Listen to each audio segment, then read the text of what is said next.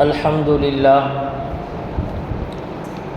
لله نحمده ونصلي على رسوله الكريم أما بعد فقد قال الله تعالى في محكم التنزيل فأعوذ بالله من الشيطان الرجيم بسم الله الرحمن الرحيم أم حسبتم أن تدخلوا الجنة ولما يأتكم مثل الذين خلوا من قبلكم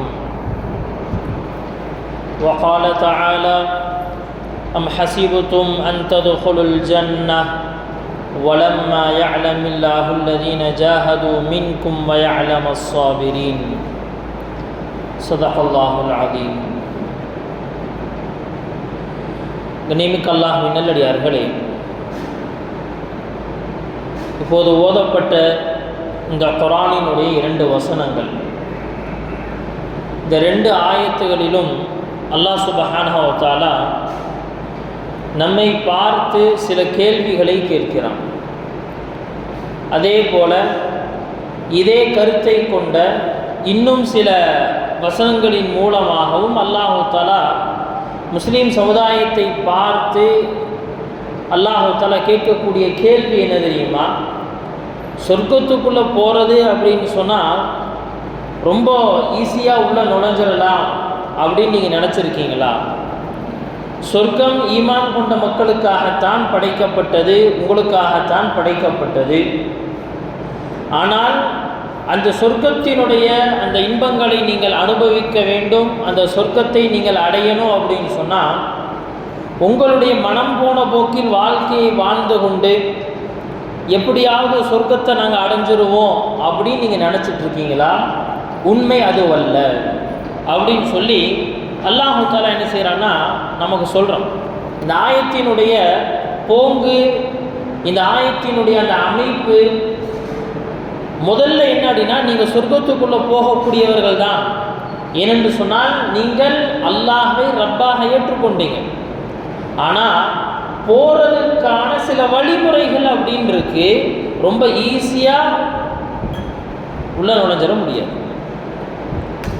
அப்போ சொர்க்கத்துக்குள்ளே போகிறது அப்படிங்கிறது ரொம்ப கஷ்டமான விஷயம், செய்யவே முடியாதா அப்படியும் கிடையாது.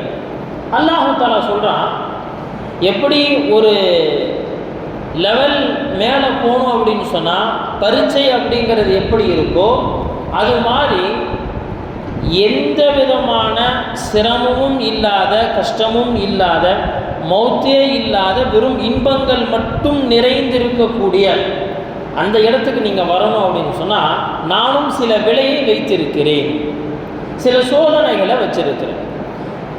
அது உங்களுக்கு மட்டும் புதுசு அப்படின்னு நீங்கள் நினைக்காதீங்க.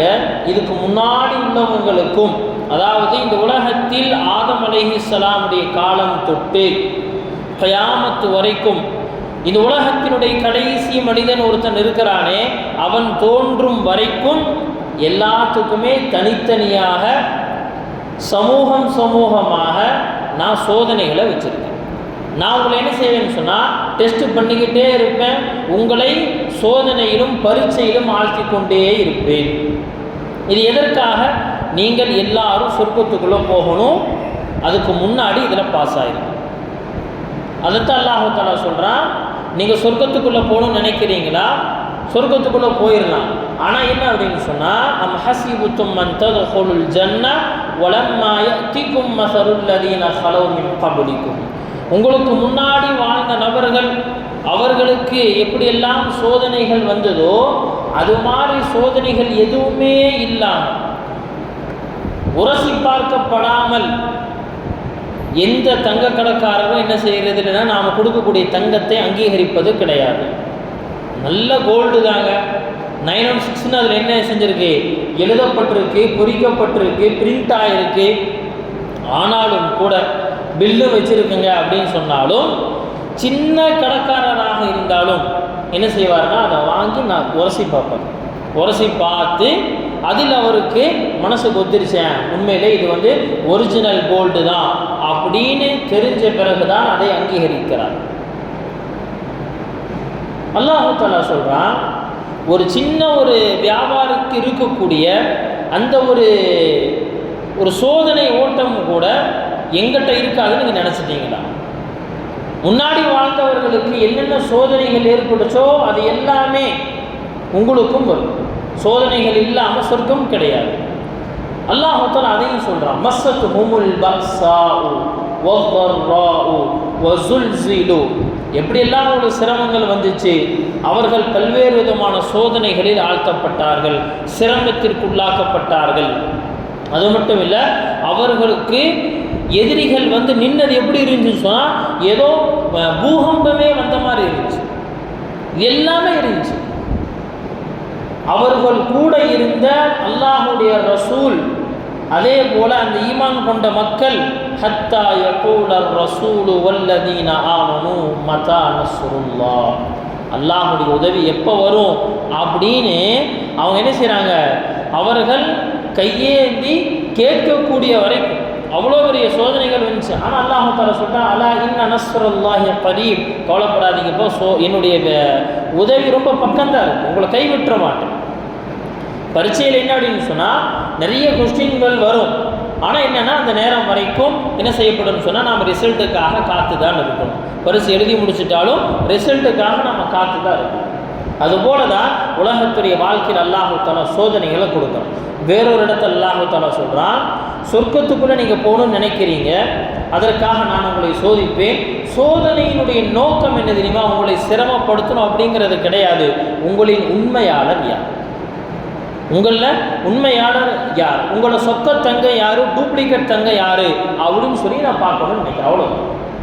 அம் ஹஸிபுத்தும் அன் ததுகுலுல் ஜன்னah வலம்மா யஅலமில்லாஹு அல்லதீன ஜாஹது மின்கும் வ யஅலமஸ் ஸாபிரீன். அல்லாஹ் தஆலா இந்த ஆயத்தில் ரெண்டு விஷயத்தை சொல்கிறான். உங்களுக்கு சோதனை கொடுப்பேன், எதுக்கு தெரியுமா? எனக்கு ரெண்டு விஷயம் இந்த இடத்துல கிளியர் ஆகணும். ஒன்று என்ன அப்படின்னு சொன்னால், உங்களுக்குள் போராட்ட குணம் இருக்கா இல்லையான்னு நான் பார்ப்பேன். உங்களுக்குள்ள போராட்ட குணம். சரி, போராட்ட குணம்னா என்ன? இறங்கி ரோட்டில் நின்று போராடுறத பற்றி அல்லாஹ் தஆலா சொல்லலை.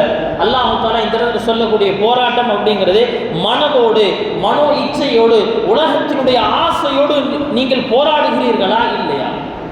வயஅலமஸ் ஸாபிரீன். அது மட்டும் இல்லை, அதோடு சேர்த்து அல்லாஹ் தஆலா சொல்றான், உங்களில் இந்த போராட்டத்தில் யார் ஸ்ட்ராங்காக கடைசி வரைக்கும் இருக்கிறீங்கன்னு பார்ப்போம். இந்த ரெண்டையும் நீங்கள் செஞ்சிருங்க. முதல்ல என்ன செய்யணும், இந்த உலகத்தோடு நீங்கள் போரிடுவதற்கு தயாராகிவிடுங்கள். உங்களுடைய மனோ இச்சைகளோடு போராடுவதற்கு தயாராகுங்க. உங்களுடைய மனசோடு போராட்டம் செய்யுங்கள். அந்த போராட்டத்தில் நீங்கள் உறுதியாக இருங்க, உங்களுக்கு சொர்க்கம் கிடைக்கும். அன்னியமிக்கல்லாகவே நல்லடியார்களே, இன்னும் இது மாதிரி கருத்துக்களை கொண்ட நிறைய வசனங்கள் அல்லாஹ் தஆலா என்ன செய்யறான்னா கேள்விகளாக அல்லாஹ் தஆலா என்ன செய்யறான் நம்ம இடத்துல கேட்கறான். இந்த கேள்விக்கு பதிலையும் அல்லாஹ் தஆலா சொல்லிடுறான். கேள்வியிலேயே பதில் இருக்கு. குழந்தைகளுக்கு நம்ம என்ன செய்யணும்னா சொல்லிக் கொடுக்கும்போது என்ன செய்வோம், இந்த இடத்துல வந்து வாட் அப்படிங்கிறத மட்டும் எடுத்துட்டு வேறொரு வார்த்தையை வச்சுட்டு மீதி இருக்கிறதால அப்படியே எழுதிடுறா, 2 மார்க் உனக்கு கிடச்சிரும் அப்படின்னு குழந்தைகளுக்கு சொல்லிக் கொடுக்குற மாதிரி எல்லாம் என்ன செஞ்சுட்டான்னு சொன்னால், கேள்வி கேட்டுட்டு கேள்விக்குள்ளேயே பதிலையும் வச்சுட்டான். அந்த ஆன்சர், அந்த கேள்வி எப்படிங்க, இன்க்ளூட் ஆன்சரோட சேர்த்து தான் அல்லாஹ் தஆலா என்ன கேள்வி கேட்கும். அல்லாஹ்வே நல்லடியார்களே, இது எல்லாமே இந்த உலகத்தை பொறுத்த வரைக்கும் மூமீன்கள் சோதனையான வாழ்க்கையை தான் வாழ முடியும். என்னங்க அப்படி என்ன ஒரு வாழ்க்கை, இதெல்லாம் ஒரு வாழ்க்கை எப்போதும் சோதனையாக இருக்குமா அப்படின்னு கேட்டால் அல்லாஹ் தஆலா இன்னொரு இடத்துல கேட்குறான், இந்த உலகத்தில் உனக்கு வாழ்க்கையை கொடுத்தது நான் தான். கம்பெனியில் என்னுடைய எம்ப்ளாயாக நீ இருக்கிறேன்னு சொன்னால் உன்னை சேர்த்ததே நான் தான். நான் சொன்னதை நீ செய்ய மாட்டேனே என்ன அர்த்தம்? அது மாதிரி இந்த உலகத்தில் உன்னை பிறக்க வைத்து, உனக்கு கைகால்களை கொடுத்து, கண்களை கொடுத்து, பார்வையை கொடுத்து, காதை கொடுத்து, அதில் கேட்கும் திறனை கொடுத்து, கையை கொடுத்து, அதில் பிடிக்கும் திறனை கொடுத்து, காலை கொடுத்து, அதில் நடக்கும் திறனை கொடுத்து, அறிவை கொடுத்து, அதில் சிந்திக்கக்கூடிய திறனையும் கொடுத்து, எல்லாத்தையும் நான் தான் கொடுத்தேன். கொடுத்துட்டு சும்மா விட்டுருவேன் நினச்சிட்டியா? அஃபஹஸிபுத்தும், என்னமா நினச்சிட்டு இருக்க நீ, அன்னமா ஹலக்னாக்கும் அபஸா, எந்த விதமான கோலுமே இல்லாமல், எந்த நோக்கமுமே இல்லாமல் ஜாலியாக சும்மா படைச்சிருக்கேன்னு நினச்சிருக்கியா? எந்த விதமான சோதனைகளும் இல்லாமல், எந்த விதமான கோலையும் நான் முடிவு செய்யாமல் சும்மா உனக்கு உலகத்துடைய வாழ்க்கையில் நான் அனுப்பிச்சிருக்கேன்னு நினச்சிட்டியா? கிடையவே கிடையாது. வஅன்னக்கும் இலைனா லா துர்ஜஊன், மௌத்துக்கு பிறகு நீ திருப்பி என்கிட்ட வரமாட்டேங்கிற நினைப்புல நீங்கள் இருக்கிறீங்களா? கிடையவே கிடையாது. அல்லாஹ் தஆலா வாழ்க்கையினுடைய இதுக்கு ஒரு நோக்கம் இருக்கு அப்படிங்கிறது அல்லாஹ் தஆலா சொல்ற. இதுக்கு ஒரு கோல். எப்படி நம்முடைய வியாபாரத்தில் நமக்குன்னு ஒரு கோல் இருக்குது. இயர்லி கோல்னு ஒன்று வச்சுருக்கோம். இந்த இயரில் என்ன செய்யணும், இதை அச்சீவ்மெண்ட் பண்ணணும். அது மாதிரி படிக்கக்கூடிய அந்த மாணவர்களுக்கு, ஸ்டூடெண்ட்ஸுக்கு அவனுக்கு ஒரு கோல் இருக்குது. சிலருடைய கோல் என்ன ஆகணும்னு சொன்னால் அவன் இன்ஜினியர் ஆகணும், சில பேர்த்துக்கு டாக்டர் ஆகணும், சில பேர்த்துக்கு வக்கீல் ஆகணும், சில பேர்த்துக்கு என்னடினா நான் ஃபாரினில் போய் வேலை செய்யணும். அது ஒவ்வொருத்தருக்கும் ஒவ்வொரு விதமான கோல். அந்த கோல் இருந்தால் மட்டும்தான் அவன் நேரத்தை வீணடிக்க மாட்டான், அவன் பிரயோஜனமான முறையில் வாழ்க்கையை கிடைக்கும். அது மாதிரி அல்லாஹ் தஆலா என்ன செய்யறான்னா இதைத்தான் கேட்குறான். எந்த கோலுமே இல்லாமல் அன்கிளியர்லி கோல் வச்சா அவங்கள நான் படைச்சிருக்கிறேன், கிடையவே கிடையாது. உங்களுக்கு தெளிவான ஒரு இலக்கை நான் முடிவு செஞ்சிருக்கேன். உங்களுடைய மறுமை அப்படிங்கிறதா உங்களுடைய நோக்கம்.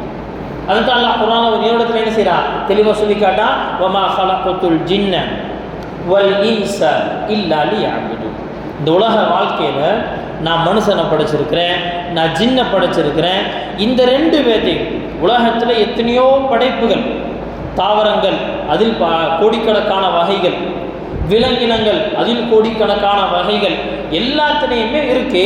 ஆனால் ரெண்டே பேர்த்தை மட்டும் என்ன செஞ்சுருக்கேன்னு சொன்னால், நான் ஒரு முக்கியமான ஒரு நோக்கத்திற்காக படைச்சிருக்கிறேன். இல்லா லியஅபுதுன், என்ன தெரிஞ்சு நான் தான் ரப்பு அப்படிங்கிறத தெரிஞ்சு எனக்கு முன்னாடி நீங்கள் சிரம் பண்ணிய வேண்டும். நீனுக்கு அல்லாஹ்வே நல்லடிகளே, இதுதான் நம்முடைய கோல். அப்போ இந்த கோலை நம்ம அடையணும் அப்படின்னு சொன்னால் இதற்கான என்ன ஆகுன்னு சொன்னால் சில திசை திருப்பங்களும் இந்த உலகத்தில் ஏற்பட்டு கொண்டு தான். அப்போ என்னடினா நம்முடைய வாழ்க்கையினுடைய அடிப்படையான நோக்கம், நான் யாரு, எதற்காக வந்துள்ளேன் அப்படிங்கிறது விளங்கும்.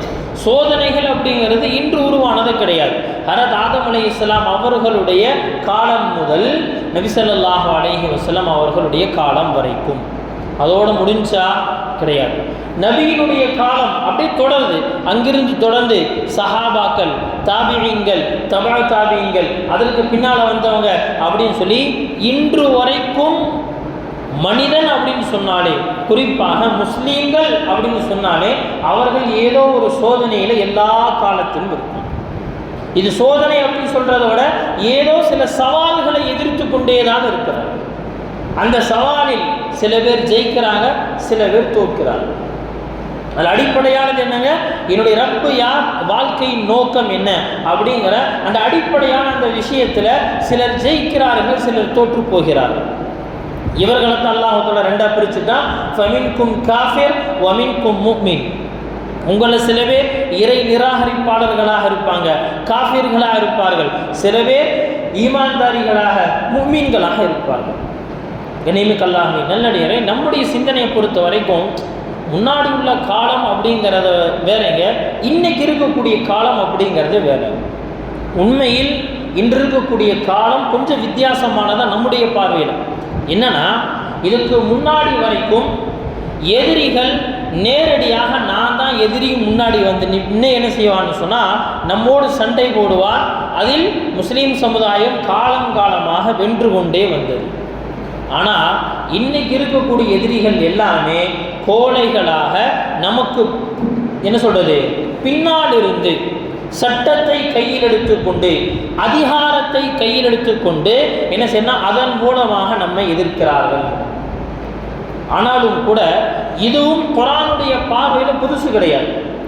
இப்ராஹிம் அலைஹிஸ்ஸலாம் அவர்களுக்கு எதிராக நின்னவன் ஒரு ஆட்சியாளர், மூசா அலைஹிஸ்ஸலாமுக்கு எதிராக நின்னவன் அவனும் ஒரு ஆட்சியாளர்.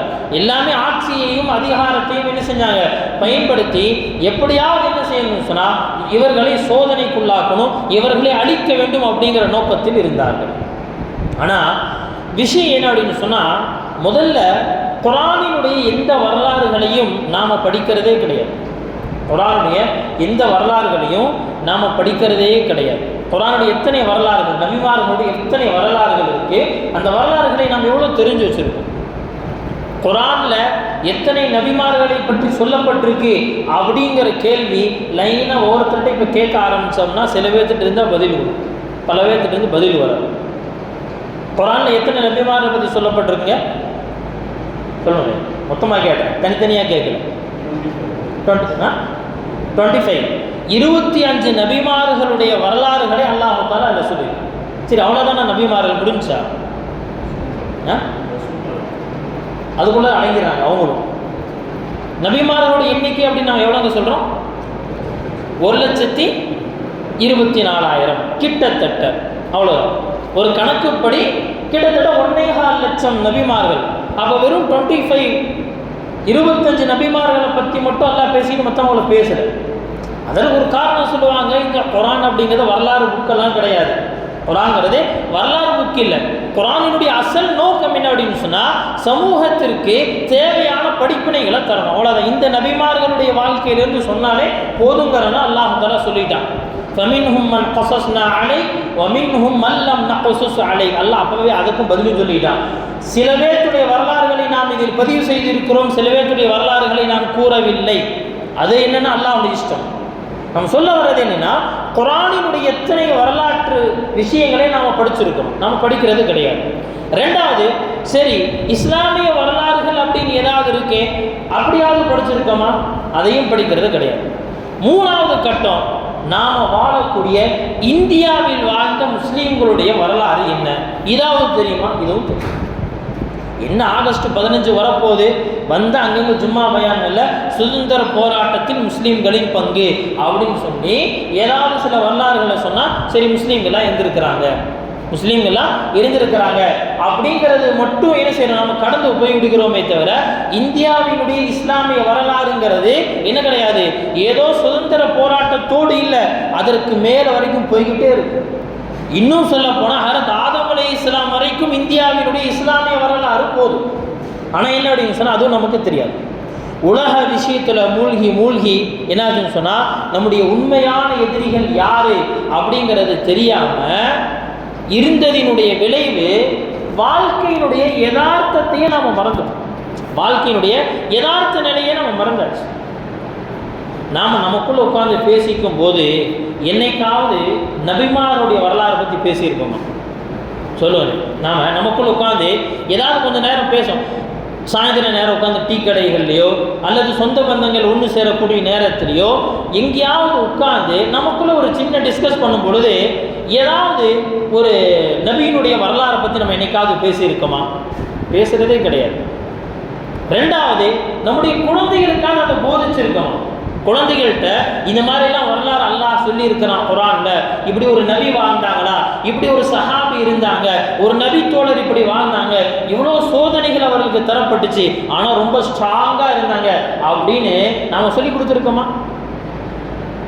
நம்மளுடைய பேச்சு என்ன அப்படின்னா, எங்கே இடம் வாங்கி போடுறது, என்ன கடை கட்டலாமா, சூப்பர் மார்க்கெட்டாக வைக்கலாமா, இல்லை சூப்பர் மார்க்கெட்டாக வைக்கலாமா, அல்ல மால் கட்டலாமா, அல்லது என்ன அப்படின்னு சொன்னால் எந்த படிப்பை படித்தா காசு அதிகமாக சம்பாதிக்கலாம். நம்முடைய பேச்சு முழுக்க இதுதாங்க. இதை பார்த்து நம்மை பார்த்து வளரக்கூடிய குழந்தைகளும் இதுதான், காசு காசு காசு, அல்லது சினிமா சினிமா சினிமா, காசு பணம் சினிமா, அல்லது என்ன அப்படின்னா டூர் சுற்றிக்கிட்டே இருக்கும். இதைத்தான் என்ன செய்கிறோம்னா நாமளும் செய்கிறோம், நம்முடைய குழந்தைகளுக்கு இதைத்தான் போதிக்கணும், இதைத்தான் சொல்லிக் கொடுக்கணும். கண்ணியமிக்கல்லாஹ்வின் நல்லடியார்களே, பாருங்க, காசு பணம் சம்பாதிப்பதை மார்க்கம் தடை செய்யல. கடந்த வாரத்தினுடைய ஜும்மா பயான்கள் அதைத்தான் பேசுவோம். காசு பணம் சம்பாதிப்பதை மார்க்கம் தடை செய்யல, சுற்றுலா போவதை மார்க்கம் தடை செய்யல. ஆனால் வாழ்க்கையினுடைய நோக்கத்தையே மறந்து என்ன நாட்டில் பிரச்சனை நடந்துகிட்டு இருக்கு அப்படிங்கிற எதுவுமே தெரியாமல் அப்படியே நம்ம நகர்ந்துகிட்டு இருக்கோம். கண்ணியமிக்கல்லாஹ்வின் நல்லடியார்களே, சமீபத்திய இந்தியா அப்படிங்கிறது முழுக்க நம்மை ஷிர்க்குக்குள்ள இருக்குது.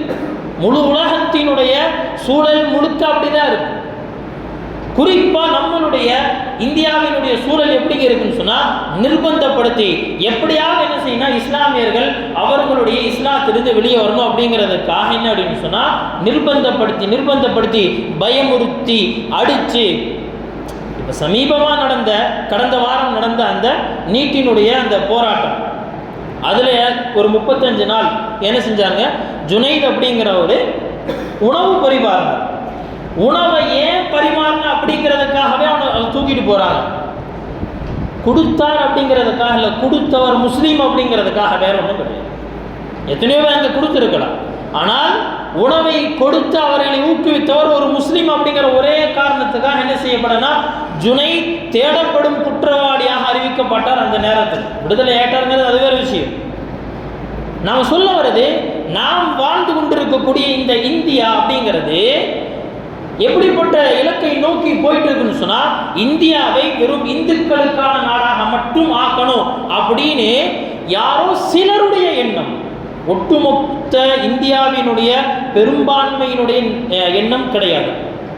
ஏதோ சில பேருடைய எண்ணம். ஆனால் என்னன்னா, அந்த சில பேர் இருக்கக்கூடிய இடம் எங்க அப்படின்னு சொன்னா ஆட்சியில். அவ்வளோ அது ஆரம்பத்தில் சொன்ன மாதிரி என்னது, ஆட்சியை பயன்படுத்தி அதிகாரத்தை பயன்படுத்தி துஷ்பிரயோகம் செய்யக்கூடிய அந்த நிலை தான் இன்னைக்கு தொடர்ந்து கொண்டு நியமித் அல்லாஹ்வினால். குறிப்பாக நேற்று ஜூலை 30 நடந்த விஷயம் என்னங்க, இந்தியாவில் வந்தே மாதரம் அப்படிங்கிற அந்த பாடலை என்ன செய்யணும், தேசிய கீதம் போல அதுக்கு என்ன செய்யப்படணும்னு சொன்னால் ஒரு பாதுகாப்பு வழங்கப்படணும்.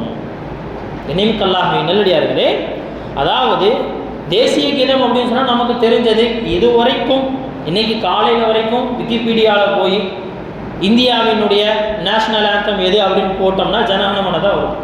ஆனால் நாளிலிருந்து என்ன வரப்போகுது அப்படிங்கிறது தெரியும்.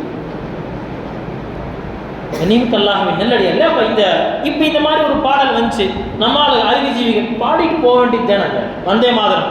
ஏன்னா நம்மால் ஏஆர் ரஹ்மான் பாடிட்டார்ல, ஒருத்தர் முஸ்லீம் ஒருத்தர் அழகா பாடி என்ன செஞ்சுட்டாரு, அது அப்படியே என்ன செஞ்சுட்டாருன்னா ரொம்ப ஃபேமஸ் ஆக்கிட்டார்ல, அதனால வந்தே மாதரம் பாருங்க என்ன ஆயிரம் போகுது.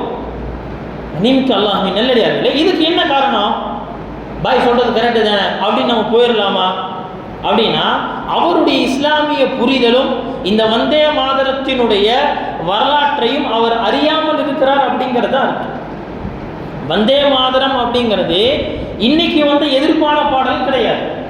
இது கிட்டத்தட்ட எப்படின்னு சொன்னா 1900 இருந்தே இதற்கு எதிர்ப்பு முஸ்லீம்கள் இடத்துல, 1900 இருந்தே முஸ்லீம்களுக்கு எதிர்ப்பு இந்த பாடல் மீது. என்ன காரணம், இந்த பாடல் முழுக்க முழுக்க என்ன செய்யும் சொன்னா இந்த நாட்டை வணங்குவதாக சொல்லும். இந்த நாட்டை நாங்கள் வணங்குகிறோம் அதை என்ன செய்யற, தாய் மண்ணே வணக்கம் அப்படின்னு என்ன செய்ய தமிழ்ல போடுடா என்ன செய்யற, அப்படியே இந்த சுதந்திர தின விழா அந்த மாதிரி நேரங்கள்ல, அதே போல குடியரசு தின விழாத்துல என்ன செய்யறாங்க சொன்னா அப்படியே போட்டு அப்படியே ரசிக்கிறாங்க. நியமித் அல்லாஹ்வின் நல்லடியார்களே, இந்த வார்த்தை ரசிக்கக்கூடிய வார்த்தை அல்ல, மராக இது எவ்வளவு ஆணித்தனமான ஒரு ஷிர்க் அப்படின்னு சொன்னா, டைரக்டா அல்லாஹ்வை என்ன செய்யணும், அல்லாஹ்வோட என்ன செய்ய, நீதான் என்னுடைய கடவுள் அப்படின்னு. அட இந்த வந்தே மாதரம் பாடல் அப்படிங்கிறது ஒரு ஏதோ தேசப்பற்றினால உருவானதா, அதுவும் கிடையாது. தேசப்பற்றிற்காக உருவாக்கப்பட்டதான, அதுவும் கிடையாது. இது அசல் இதனுடைய வரலாறு என்ன, ஆனந்த மடம் அப்படின்னு சொல்லக்கூடிய ஒரு நாவல் அப்படின்னு சொன்னா என்ன உண்மை கதையா சொல்லுங்களேன். நாவல் அப்படிங்கிறது இன்னைக்கு நிறைய நாவல்கள் எழுதுறாங்களே, இந்த நாவல்கள்ல கற்பனைகள் அதிகமா உண்மைகள் அதிகமாக? கற்பனை காவியம். நாவல் அப்படிங்கிறது என்னது, எடுத்து ஓபன் பண்ணி வச்சா போய்கிட்டே இருக்கும். சில இஸ்லாமிய வரலாறுகளை வைத்து நாவல்களை உருவாக்கி இருக்கிறார்கள். இஸ்லாமிய வரலாறுகளை வச்சு நாவல்களை உருவாக்கி இருக்கிறார்கள். நாவலை பொறுத்த வரைக்கும் அது ஒரு கற்பனை காவியம், போய்கிட்டே இருக்கும். அது மாதிரி என்னன்னா, இந்த ஆனந்த மடம் அப்படிங்கிற இந்த ஒரு நாவல், இதுல வரக்கூடிய ஒரு பாடல் தான் வந்தே மாதரம். இந்த ஆனந்த மடம் நாவலினுடைய கான்செப்ட் என்னதான் சொல்ல வர்றாங்க இந்த கதையில, இந்த கதையினுடைய சுருக்கம் என்ன அப்படின்னா, இந்த கதையினுடைய சுருக்கம் ஆங்கிலேயர்களும் இந்துக்களும் இணைந்து ஒரு ஆட்சியை இந்தியாவில் நிறுவ வேண்டும்.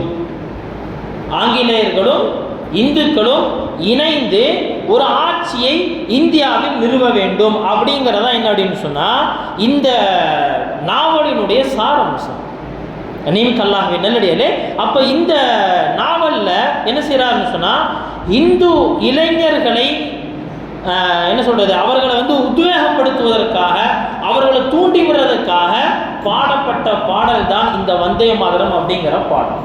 இந்த பாடல் முழுக்க இந்தியாவையும் இந்துக்களுடைய தெய்வமாக பார்க்கப்படக்கூடிய துர்கா தேவியையுமே வணங்கி என்ன செய்யறோம்னு சொன்னா, நாங்கள் என்ன இதை செய்யறோம், நாங்கள் உங்களை வணங்குறோம், எங்களுக்கு இதை செய், இந்தியாவில் என்ன செய்யணும்னு சொன்னா இந்த நாடை இந்து ராஷ்டிரமாக மாற்றணும் அப்படின்னு சொல்லி அந்த உணர்வு மிக்க ஒரு பாடல் என்ன செய்யறாங்கன்னா அந்த கருத்தை கொண்டுதான் அந்த வந்தே மாதரம் பாடல்.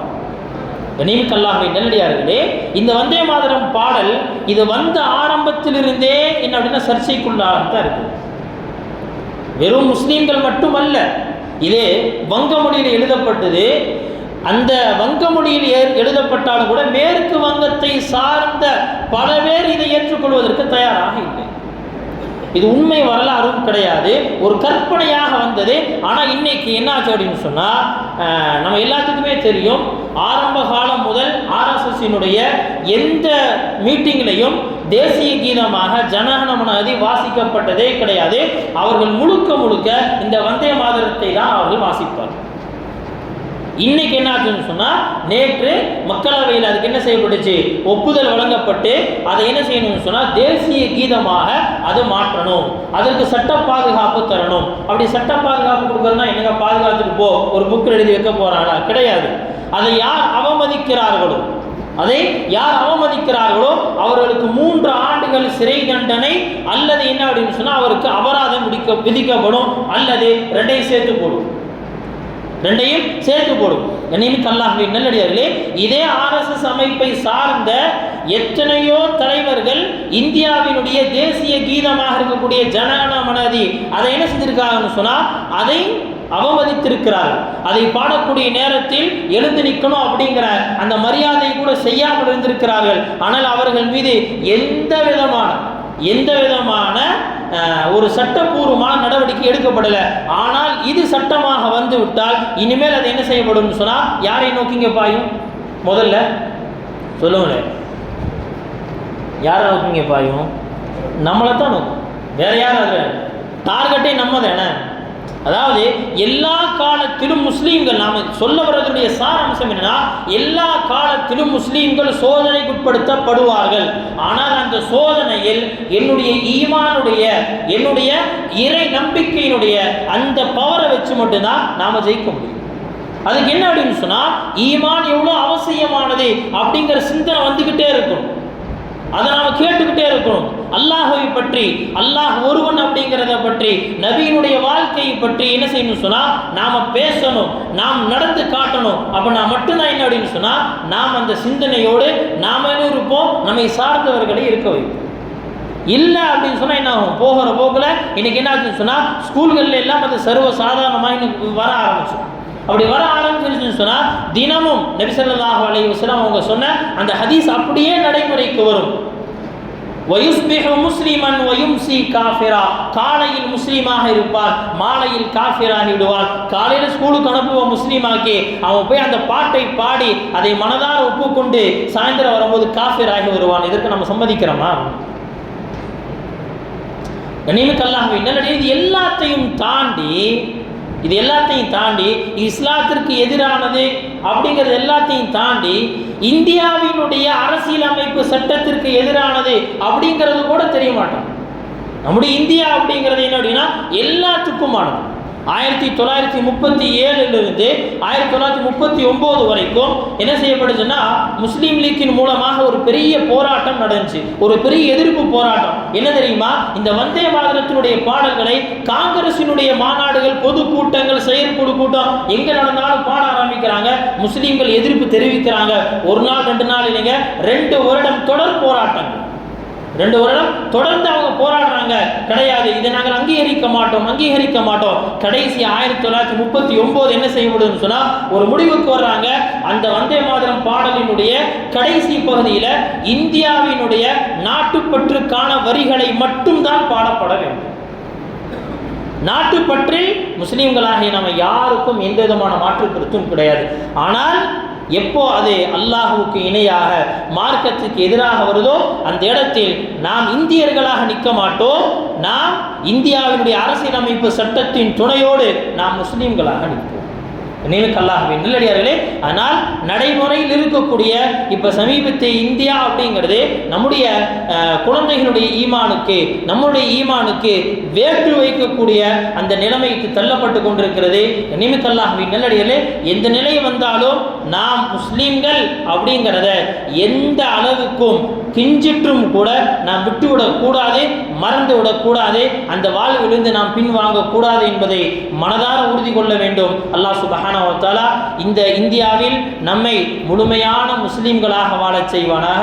இந்த இந்தியாவிற்கு எதிராக, இந்தியாவினுடைய அரசியலமைப்பு சட்டத்திற்கு எதிராக அநியாயமாக யாரெல்லாம் திரள்கிறார்களோ அல்லாஹ் தஆலா அவர்களுடைய கூட்டத்தை சிதைத்து விடுவானாக. இந்தியாவினுடைய நியாயமான குரலுக்கு அல்லாஹ் தஆலா மதிப்பளிப்பானாக. வ ஆகிரு தஅவானா அல்ஹம்துலில்லாஹி ரப்பில் ஆலமீன்.